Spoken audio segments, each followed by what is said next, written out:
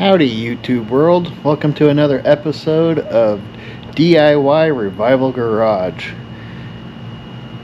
If you haven't seen the previous episode, I'll link the description probably down below because I don't know how to do the up and above bubble thing yet.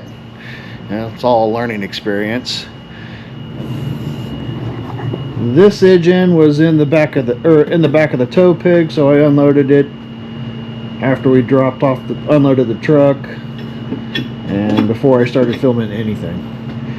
This is a 71 429. Spins by hand and will actually have some compression. The intake manifold is this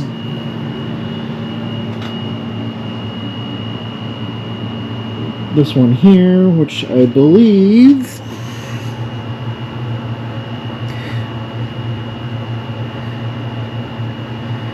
is the DOV 9425B. And then this interesting one has some interesting carb spacer. I wanted to say it was spread bore to square bore. Maybe that's what this adapter is. I'm not 100% sure. It's not really an adapter though when the pattern underneath it is the same. So, not sure there. This one is a D6VE, also 9425, which is the Ford part number for intake manifolds. And if I remember right, A3A on this intake manifold. 4x4 oil pan. FE bell housing, 460 bell housing spacer plate. I'll have to clean this up and move it. Oil pan off of this motor. Oil pan off the 460 on the other engine stand. We'll go over to that here in a second. Plan of tonight was to pull the cylinder heads and see what the cylinders look like to determine which engine we want to go with for a quick build. It's going to be a budget build, nothing super fancy. I'm not going to do huge porting because do you really need to do any porting when it's large enough to suck a baseball through? And it's going in a 4x4 pickup truck. I don't need to spend 7,000 RPMs. So it's just going to be a refresh, probably re-ring, gasket kit, maybe put an RV style camshaft in it. Got to determine if I want to run that manifold, or that manifold. This is an Elderbrock Street Master 460. It's a single plane, not very tall, high-rise. And I have this manifold on my FE 390 in the 66 truck that you can see in the background of some of the videos. And on that truck, that manifold actually runs really well. But the intake runners aren't that small. You can kind of see where someone has installed this on a motor. That's a lot of intake runner to lose. I mean, unless the velocity increases ginormously, I don't know if you can remove that much material. That's a lot of material to remove.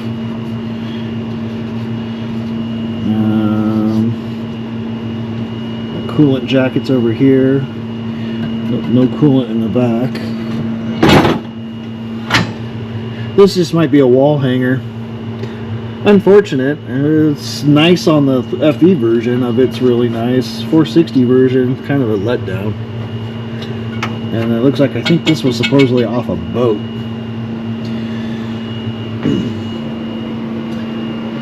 The mystery motor that we were told was a 460 Nasty as all heck, even after I power washed it and used like 2 complete cans of engine degreaser. It's still nasty. I don't know what kind of, it must have been like a field truck or something, or a field car down in Yakima, because this is just gross.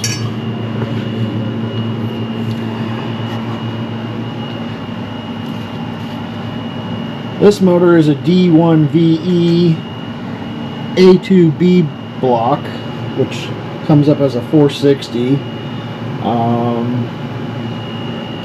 There's a partial VIN on the back of these blocks. This VIN came back as a 73 Mercury, and that came back as a 71 Mercury.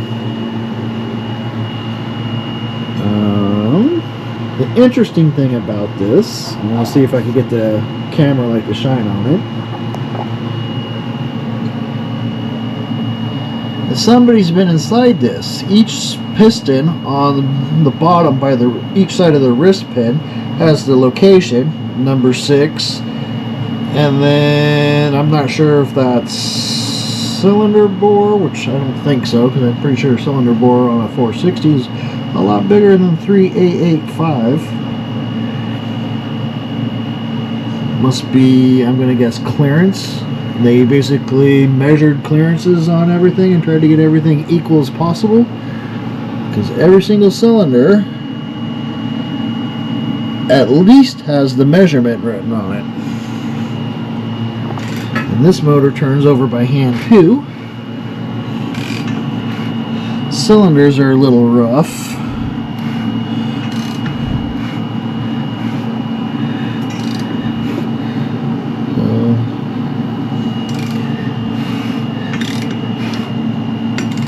Each one, so all the evens are numbered for whatever reason, or not evens. One bank is numbered. Oh no, not even one bank is numbered. Number 6 is numbered, number 8 is numbered, number 4 is numbered.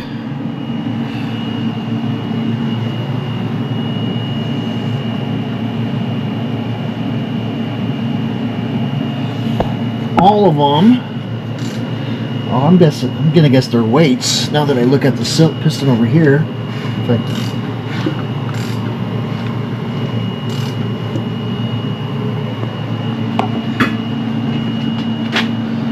you can see where that one there has been drilled.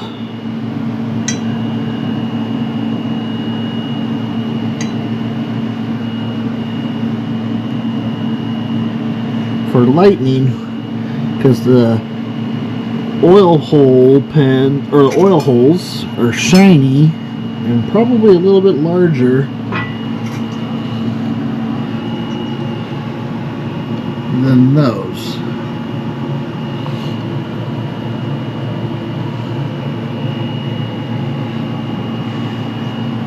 So I'm going to roll the motor over, spill more oil on the floor, clean it up later, and then go through the process of pulling cylinder heads and see what I have inside. So I'm going to pause the film, maybe set up the camera, time lapse it, because I'm not going to be exciting watching me remove a bunch of cylinder heads. Catch you in a minute. I don't know how the inside looks better than the outside, but I ain't gonna bitch.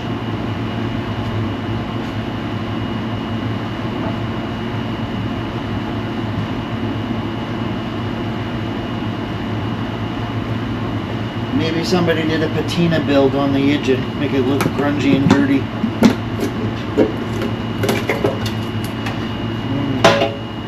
A little bit of moisture in this cylinder.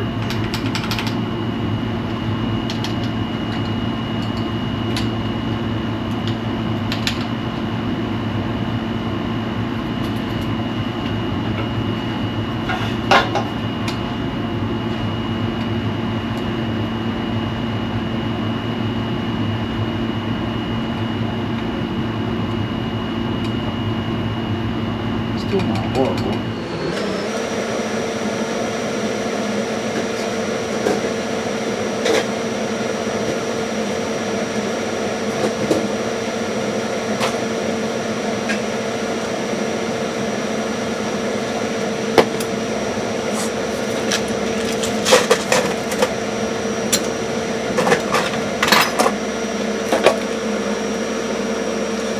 7/8 for headlights. Way off.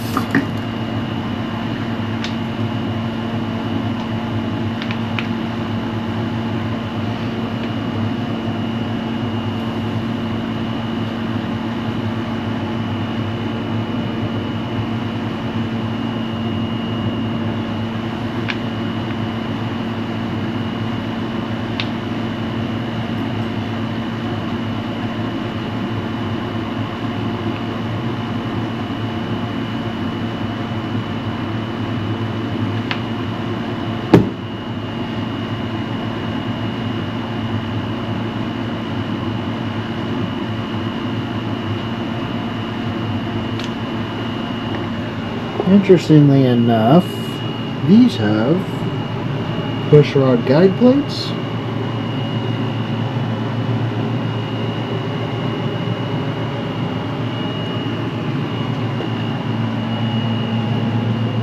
A little bit of moisture.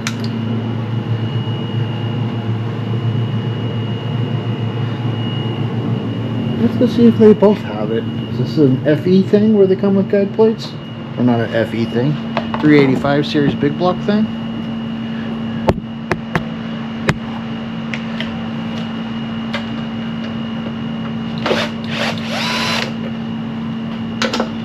Those aren't the right valve cover bolts.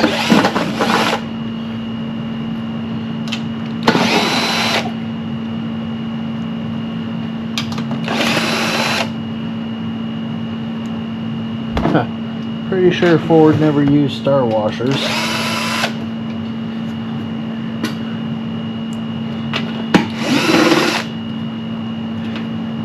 That looks correct.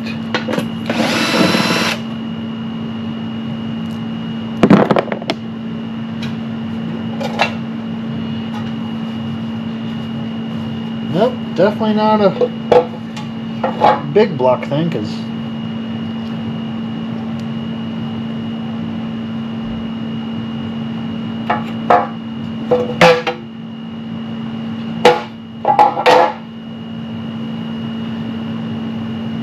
no guide plates in this one.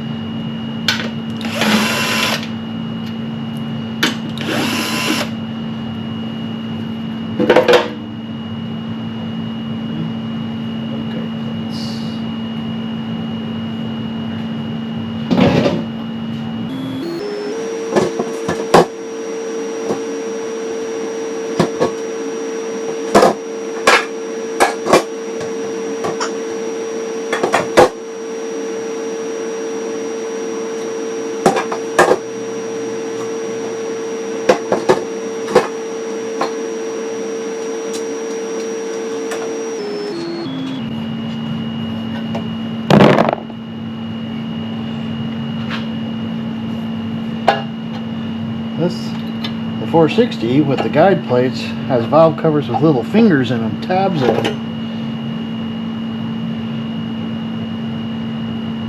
Wonder if they're the replacements for these rockers that have tabs in them?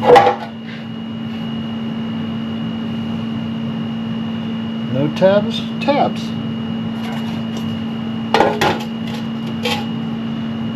Baffles of both.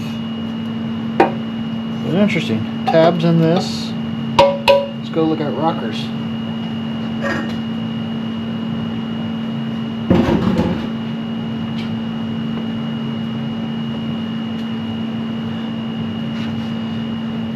So it doesn't look bad. Not as clean as the other engine though.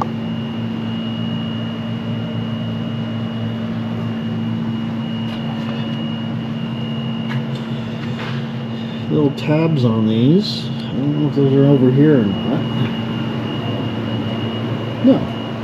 No tabs.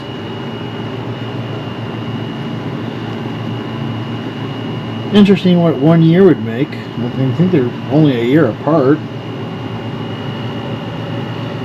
Same engine family. This one just happens to be 460 and the other one's 429.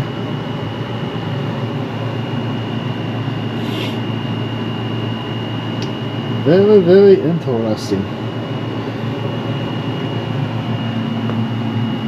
Screw and studs on both.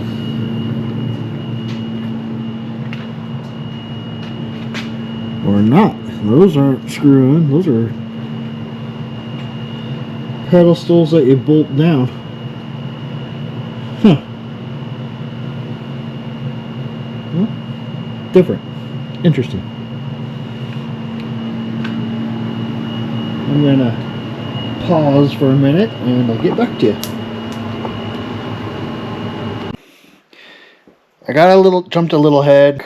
Heads removed. Timing 29. Give you some comparisons. It's got more play and some chain slop.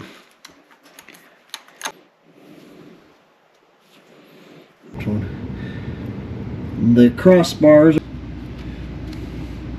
good for door cylinder head shop and have them I don't think the heads and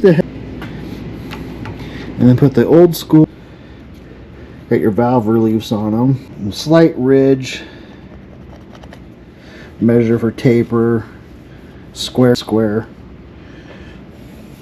and the part number. So doesn't appear to be that I don't know if it's like buried in a creek. This is a budget build. Do I need to spend 10 grand on a motor? Maybe some new valve stem seals. Fix what? We'll see what goes. How it goes. Have to try to measure the CCs on those cylinders. You all have a good night.